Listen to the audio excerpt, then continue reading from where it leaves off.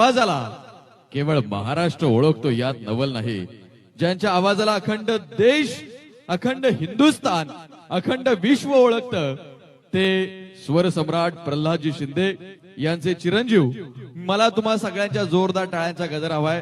जोपर्यंत दादा मंचावरती येत नाही तोपर्यंत मुरबाडचं प्रेम दादांना दिसलं पाहिजे. मी आमंत्रित करतो महाराष्ट्राचा लाडका आवाज चंद्रकांत शिंदे यांना.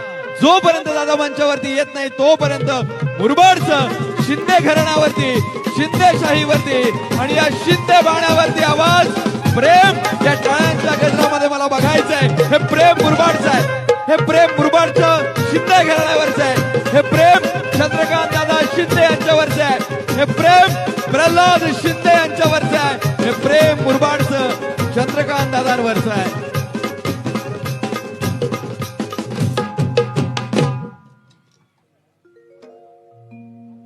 जय भीम. बुद्धम शरणम गच्छामी जर आवाज घुमला असता तर मनुवाद्याच्याही कपाळाला घाम फुटला असता. बुद्धम शरणम गच्छामी जर आवाज घुमला असता तर मनुवाद्याच्याही कपाळाला घाम फुटला असता. जर का माझा भीमराव आणखीन 10 वर्ष जगला असता तर ब्राह्मणाने निळा टिळा कपाळी लावून बौद्ध धर्म स्वीकारला असता. स्वर्गीय माझे वडील प्रल्हाद शिंदे त्यांना आठवण करून मी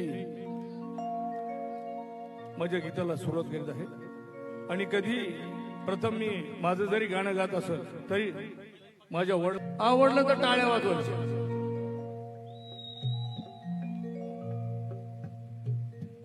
गणतीच माझी गुलामात होती,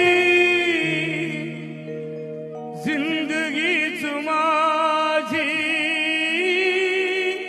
सलामत होती.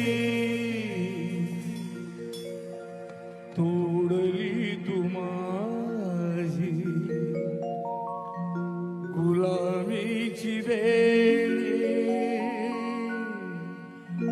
तोडली तू माझी गुलामीची वेळी. अशी झुंजणारी तुझी जात होती, अशी झुंजणारी तुझी जात होती. जरी संकटाची कात होती. बंधूंनो, बऱ्याच वर्षानंतर